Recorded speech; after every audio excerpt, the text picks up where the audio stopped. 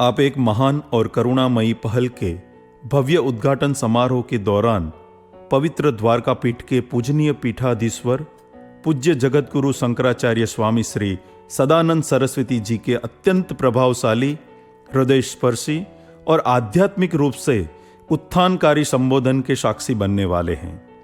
इस आयोजन का सबसे मुख्य कार्यक्रम मोबाइल चिकित्सा सुविधा और निशुल्क भोजन सेवा अन्न क्षेत्र के शुभारंभ का प्रतीक है, जो लबुवा और उसके आसपास के वंचित और जरूरतमंद समुदायों की सेवा के लिए समर्पित है।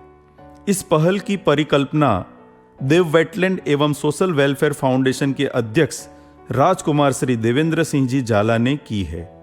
इनका उद्घाटन 23 मार्च 2025 को उनके पैतृक लबुवा स्टेट में समाज कल्याण, सामुदायिक सेवा और आध्यात्मिक मूल्यों के प्रति गहरी प्रतिबद्धता की भावना से हुआ।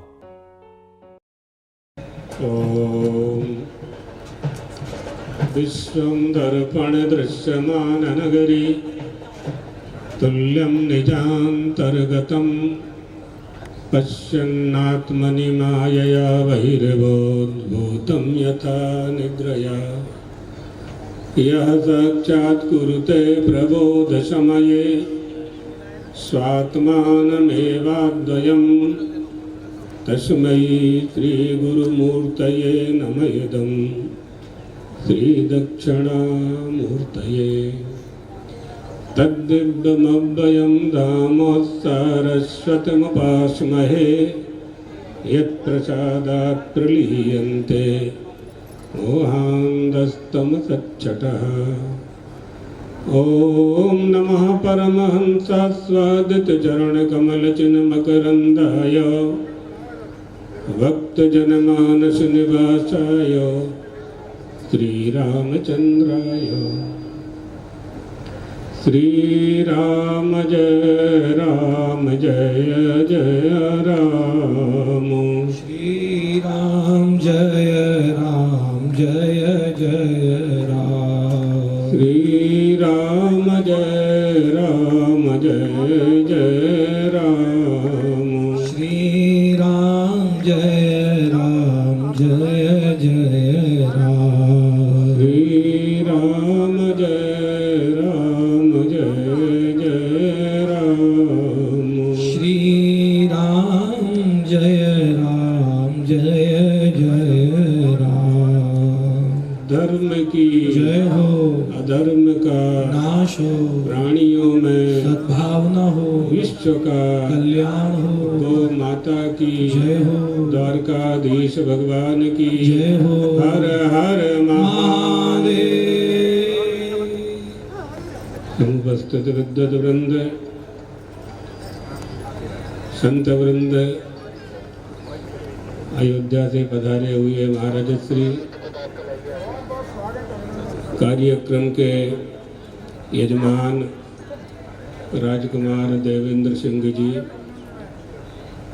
और लभुआ स्टेट का आमंत्रण पाकर के सभी आए हुए उनके प्रियजन, देवियों, सज्जनों।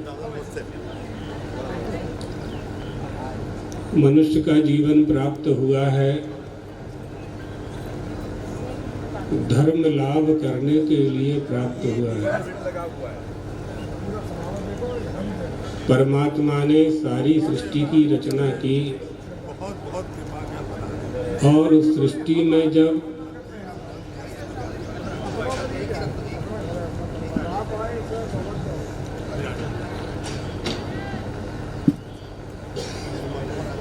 आसन ग्रहण कर लीजिए सभी लोग। महाराज श्री का प्रवचन चल रहा है, शेष औपचारिकता बाद में हम लोग करेंगे। आसन ग्रहण कर लें।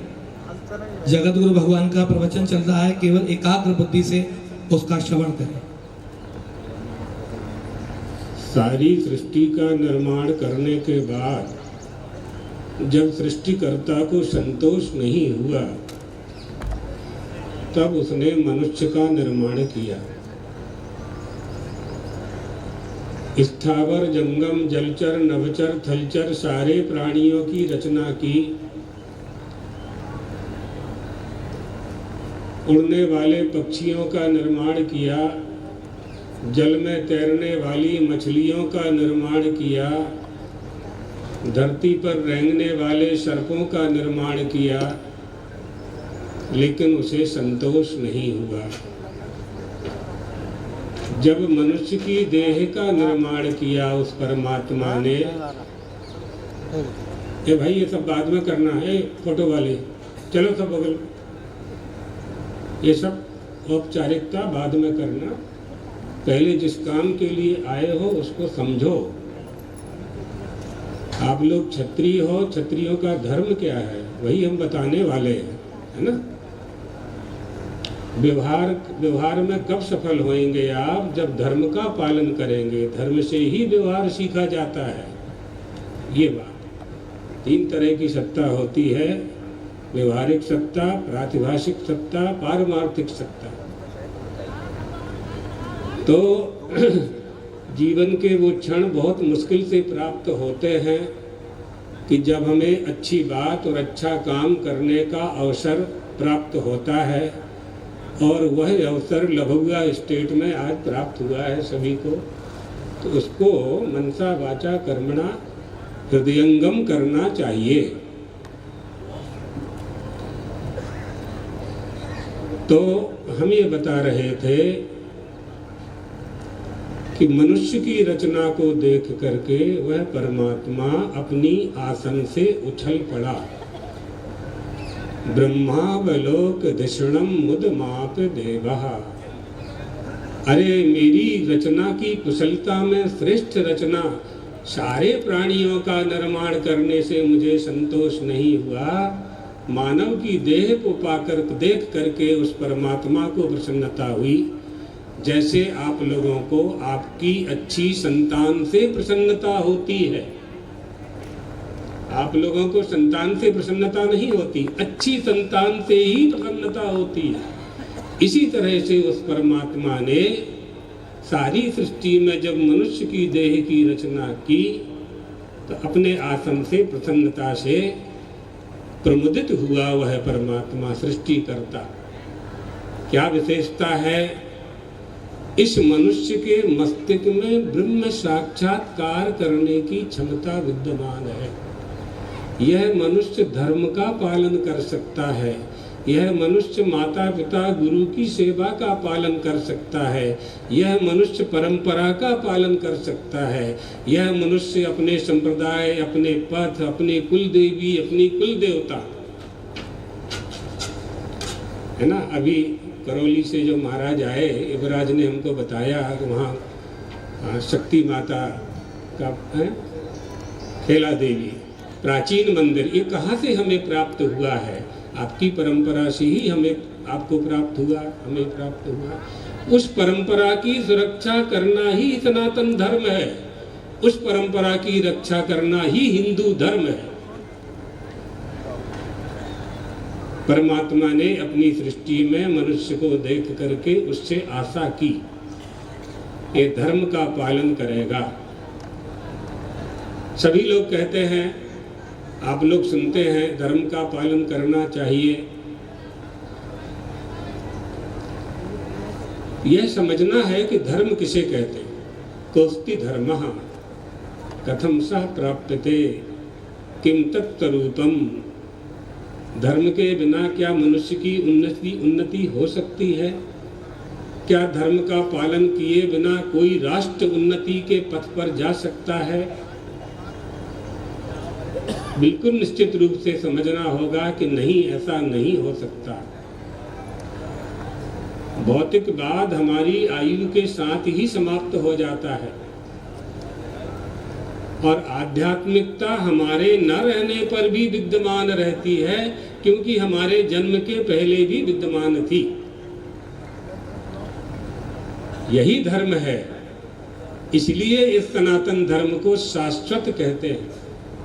कभी नष्ट नहीं होने वाला धर्म है सनातन धर्म। उस धर्म के 3 विभाग हैं, एक सामान्य धर्म, एक विशेष धर्म और एक आपद धर्म। धर्मः त्रिविधो भवति। सामान्य धर्म प्राणी मात्र के लिए है, मनुष्य मात्र के लिए है, और उस सामान्य धर्म के 10 लक्षण हैं। धृति क्षमा दमोस्तेयम शौचमिंद्रिय निग्रह धीर विद्या सत्यम क्रोधो दशकम धर्म लक्षणम। धारण करना, क्षमा कर देना अपराधी को, दया करना, सत्य बोलना, अहिंसा का पालन करना, तत्व जिज्ञासा बुद्धि, विद्या को जानना, अविद्या का त्याग करना, धर्माधर्म को समझ करके धर्म का पालन करना और तत्व जिज्ञासा बुद्धि, ये सब धर्म के लक्षण हैं। ये सामान्य लक्षण हैं और ये मनुष्य मात्र के लिए हैं। चाहे ब्राह्मण हो, चाहे क्षत्रिय हो, चाहे वैश्य हो, चाहे शूद्र हो, ये लक्षण सभी के लिए हैं। अब आइए विशेष धर्म। सड़क पर कोई गिर गया है, उसे उठा करके औषधालय अस्पताल भेजना है। वहाँ नहीं देखना है कि कौन है, कहाँ से आया है, कौन जाति का है, कुछ नहीं देखना है। उसको जल पिलाना है, उसको औषधि करा देना है, ये सामान्य धर्म है। भूखे को भोजन कराना, पानी पिलाना प्यासे को, ये सब सामान्य धर्म में आता है। अन्न प्रदान आरामः, अन्न दान करना, भोजनालय, औषधालय, ये अभी ये चल वाहन का, मोबाइल एम्बुलेंस का उद्घाटन कराया यजमान परिवार ने, देवेंद्र सिंह जी देव ने। तो ये सब सामान्य धर्म है। विशेष धर्म क्या है? ब्राह्मण का विशेष धर्म, क्षत्रिय का विशेष धर्म, वैश्य का विशेष धर्म। ब्राह्मण का विशेष धर्म क्या है? समोदमस्तपश्चैव क्षान्तिरार्जवमेव च ज्ञान विज्ञानम आस्तिक्यम ब्रह्म कर्म स्वभावजम। गीता का 18वां अध्याय। सम माने मन का निग्रह, दम माने इंद्रियों का निग्रह, अध्ययन करना, अध्ययन करवाना, यज्ञ करना, यज्ञ करवाना, दान देना, दान लेना, ये सब ब्राह्मण के धर्म हैं और ब्राह्मण के कर्म हैं। दूसरे में आएगा क्षत्रिय का धर्म। क्षत्रिय माता पिता से उत्पन्न होकर क्षत्रिय धर्म का पालन करने वाले को क्षत्रिय कहते हैं। उनके कई विभाग हैं, फिर आप लोग जानते हैं।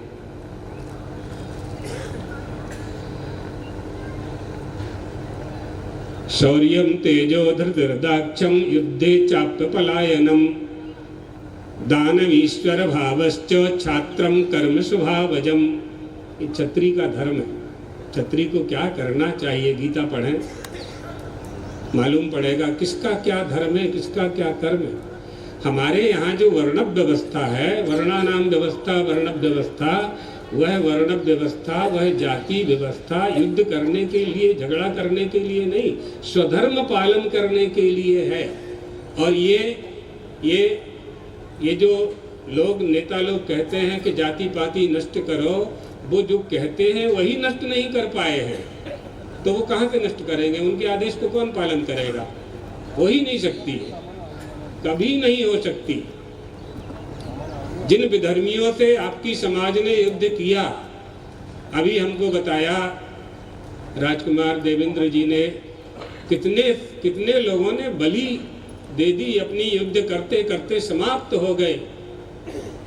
अंग्रेजों से युद्ध किया, मुगलों से युद्ध किया, लेकिन जाति परिवर्तन नहीं किया, जनेऊ नहीं उतारा, सिर कटवा दिया, शिखा नहीं कटने दी अपनी। ये क्षत्रिय धर्म है। शौर्यम तेजो धृतिर्दाक्षम युद्धे चाप्य पलायनम।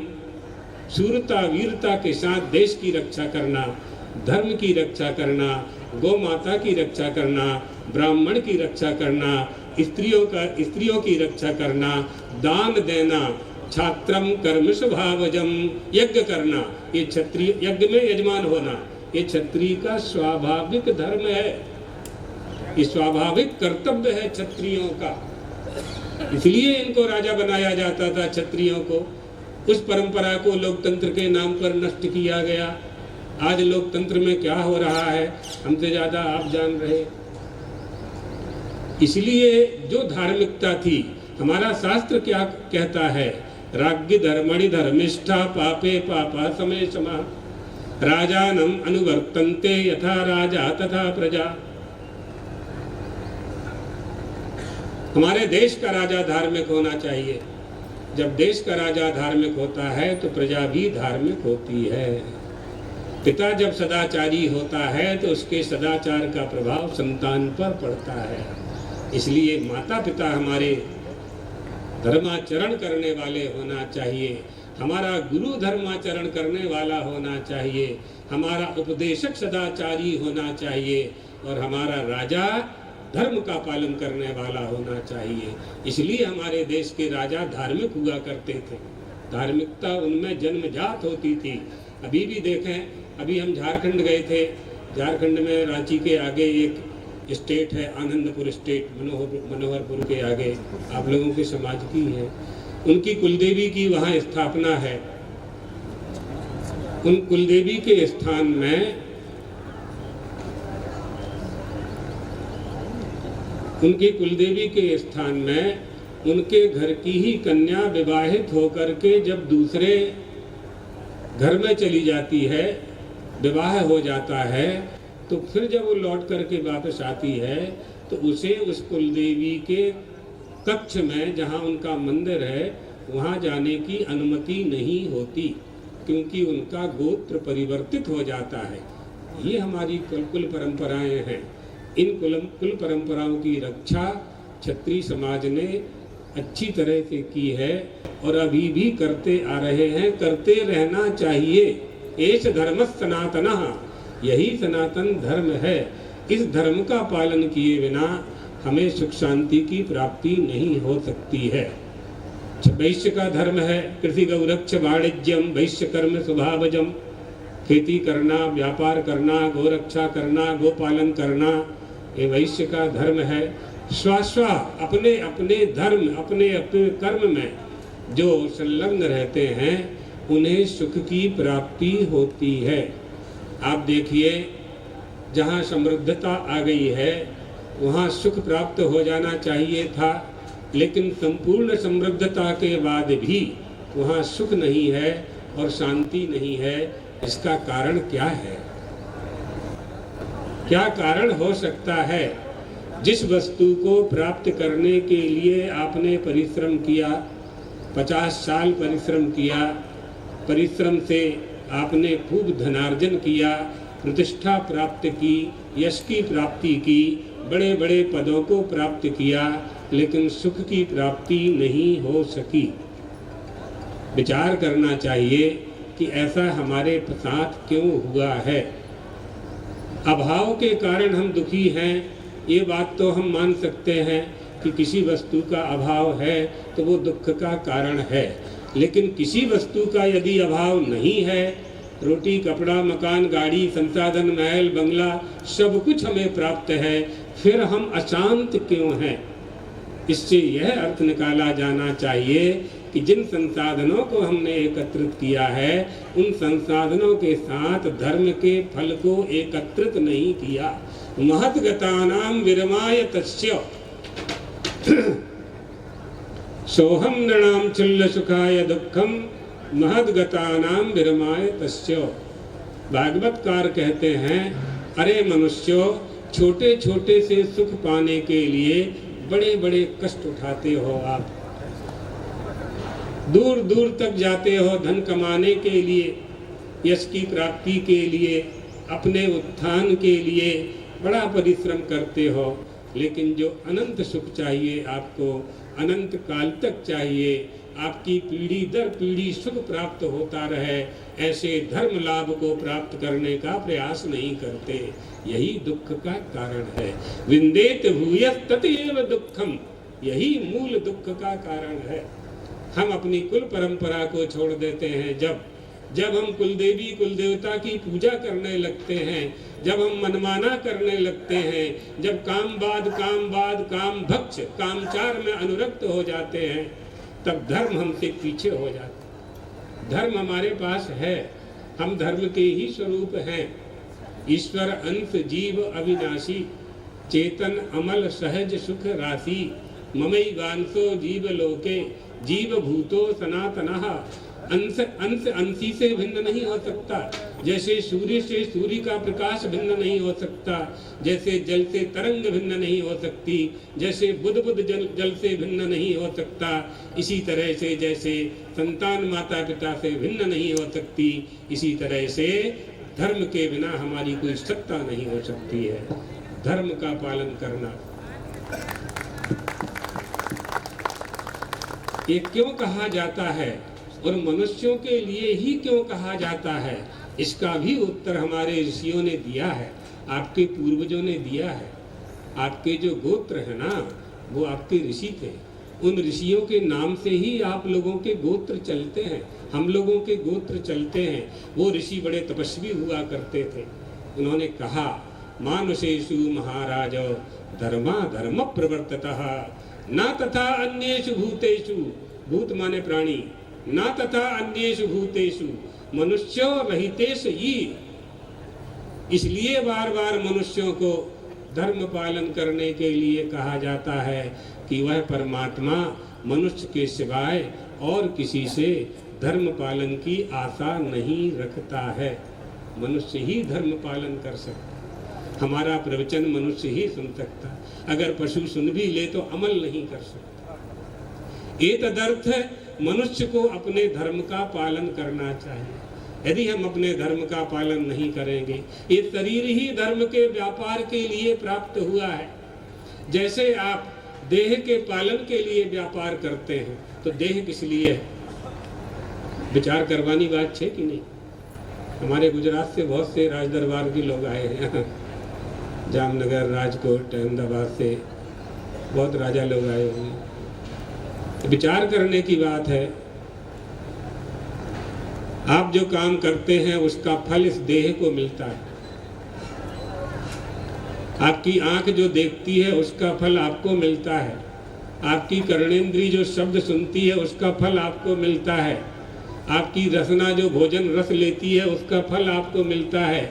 आपके पैर चल करके यहाँ स्टेट में लाए हैं, इसका फल आपको मिला है।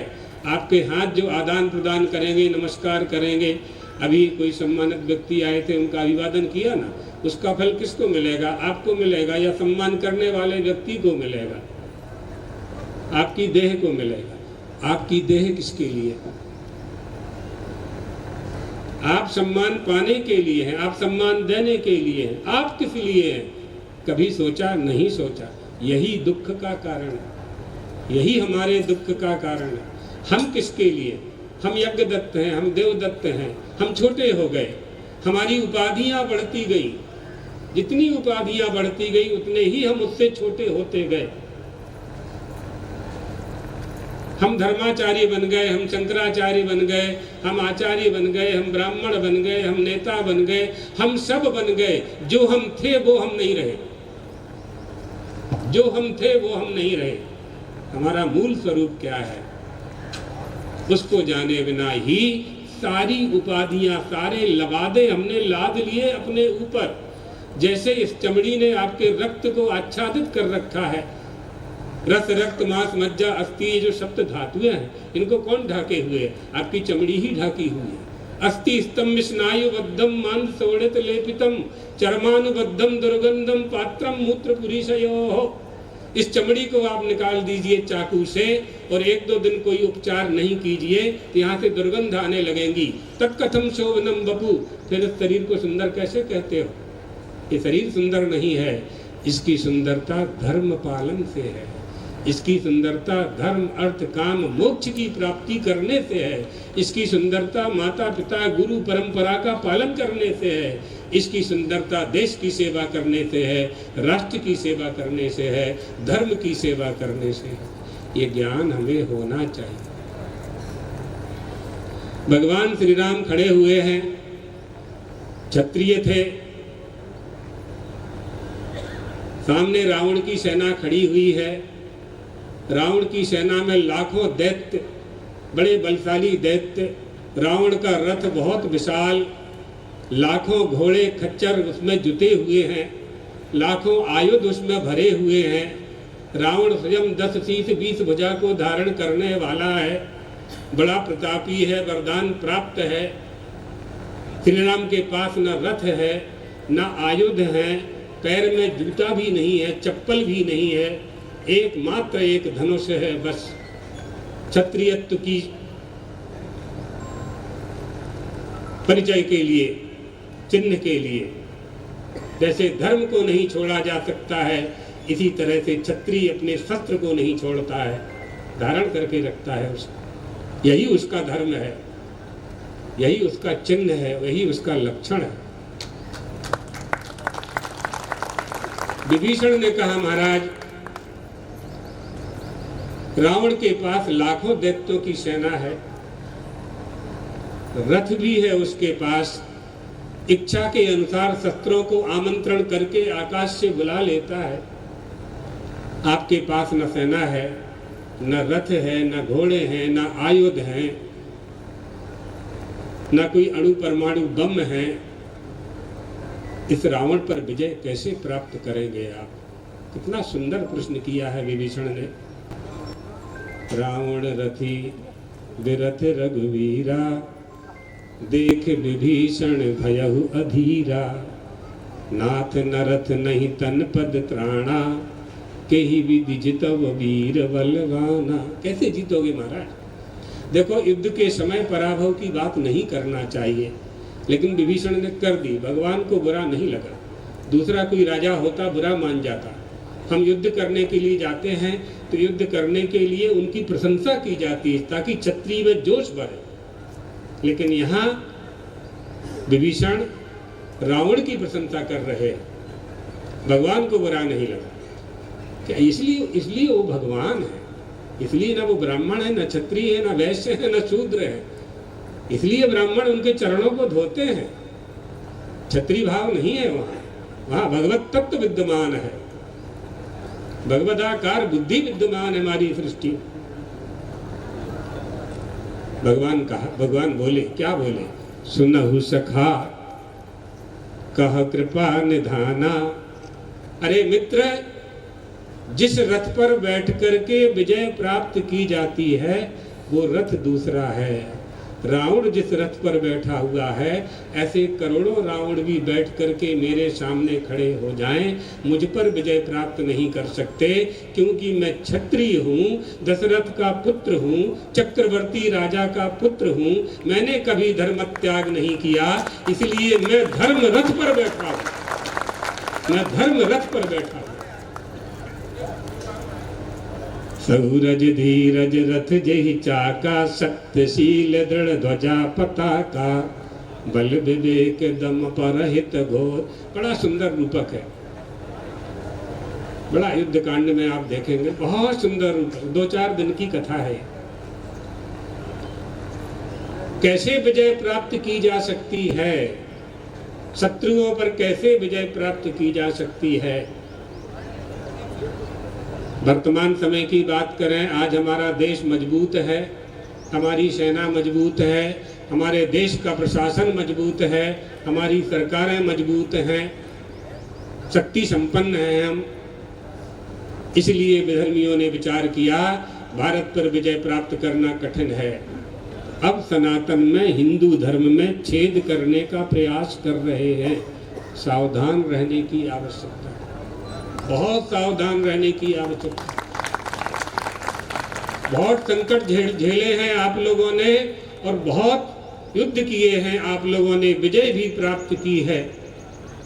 लेकिन फिर से हमें युद्ध न करना पड़ा, एक तदर्थ चेतना स्थापित करना चाहिए, और हमें सचेत होना चाहिए कि दूसरी बार फिर ऐसा ना हो जाए। आप सब जानते हैं, व्यापार करने के नाम से प्रवेश हुए ईस्ट इंडिया कंपनी, और हमारे ऊपर 200 साल तक शासन करके चले गए। हमें बहुत सावधान होने की आवश्यकता। कई तरह से विधर्मी आ रहे हैं, और हमारे जो उदारवादी लिबरल हिंदू हैं वो भी उनकी चपेट में आ रहे हैं। हम लोगों का निर्वाह हो गया, आप लोगों का भी निर्वाह हो जाएगा। तुम्हारी आवनारी पीढ़ी माटे शू छे? आपके आने वाली संतान के लिए हम क्या देके जा रहे हैं? रोटी कपड़ा मकान दे के जा रहे हैं, नहीं, वो खुद कमा लेंगे। आपने अपने पिताजी से अधिक कमाया है, आपका बेटा आपसे अधिक कमाएगा, लेकिन उस बेटे को दे के जाना है धर्म, संस्कार, संस्कृति, भारतीय शिक्षा, हमारी कुल परंपरा की शिक्षा, यह सब हमें दे करके जाना है। यही क्षत्रियत्व है और वही क्षत्रियत्व उस धर्म में विद्यमान हुआ करता है। इसलिए भगवान ने अर्जुन से कहा, अर्जुन तुम युद्ध नहीं करोगे तो कौन करेगा? किससे आशा करेगा ये धर्म? वो धर्मराज किससे आशा करेगा? वो युधिष्ठिर किससे आशा करेगा? वो सनातन किससे आशा करेगा? तुम ये कहते हो एतान्नुहन्तुमिच्छामि, तुम इनको अपने भाई बहन सगा काका चाचा गुरु शिष्य मान रहे हो। अरे ये सब उस समय भी विद्यमान थे जब द्रौपदी का वस्त्र हरण किया जा रहा था, उस समय इन सब ने किसी ने तुम्हारी सहायता नहीं की थी। अर्जुन उठाओ गांडीव, इनका संहार करो, ये सब अधर्मी हैं, तुम्हें अधर्म का नाश करना है, अपने परिवार का नाश नहीं करना। और युद्ध करने वाले तुम कौन? यदि युद्ध करने वाले तुम कुछ होते तो मुझे लेने के लिए द्वारका न जाते। मेरा वर्ण किया तुमने, मुझे सारथी बनाया। जिस नर का सारथी नारायण हो जाए उसे किस बात की चिंता करनी चाहिए? तुम्हें ये धर्म युद्ध है, धर्म युद्ध है, तुम्हें कर्म निरपेक्ष नहीं होना चाहिए। जैसे दुर्योधन धर्म निरपेक्ष हो रहा है, सूचक्रम नैव दास्यामि विना युद्धेन केशवो, सुई की नोक बराबर नहीं दूंगा। ये भाई का धर्म है, उस भाई के धर्म से दुर्योधन पीछे हो रहा है, तुम कर्म निरपेक्ष हो रहे हो। क्षत्रिय का जो धर्म है अधर्म का नाश करना, उस धर्म से तुम पीछे हो रहे हो, इसलिए तुम्हें दोष लगेगा। तुम इनसे युद्ध करोगे, तुम्हें यह भय है कि पाप लगेगा। हाँ, पाप होगा यदि तुम कर्ता बनोगे। मैं मारूंगा, अहम करोमीति, मैं करूंगा, मैं युद्ध करूंगा, मैंने गांडीव से मारा, इस अहंकार को यदि तुम धारण करोगे तो तुम दोष के भागी होगे। लेकिन तुमने मेरे चरणों की शरण ग्रहण की है, ये सब मुझ पर छोड़ दो, पुण्य और पाप दोनों।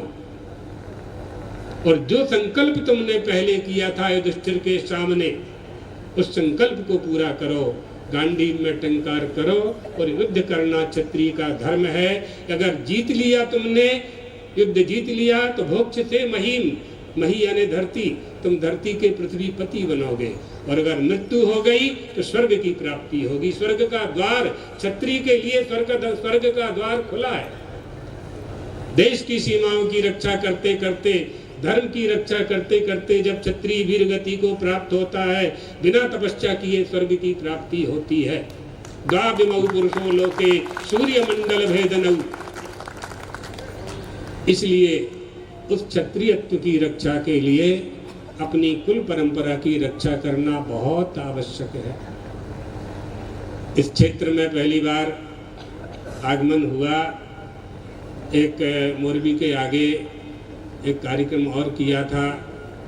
राजकुमार देवेंद्र जी ने, इनका कोई कारखाना था नमक का, वहाँ अंबाजी माता का मंदिर स्थापित कराया। अंबाजी ना, हाँ अंबाजी का, महाराज भी थे उसमें। तो उस समय जाना हुआ। इनकी धार्मिकता से हम प्रसन्न हैं और जितने भी राजे महाराजे हैं जो धर्म प्रवचन और लभुआ स्टेट के आमंत्रण को प्राप्त करके यहाँ आए हैं, उन सभी की धार्मिकता इसी तरह से आई। जाना है।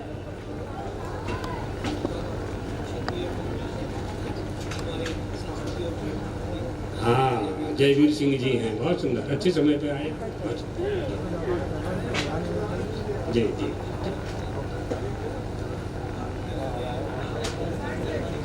हाँ,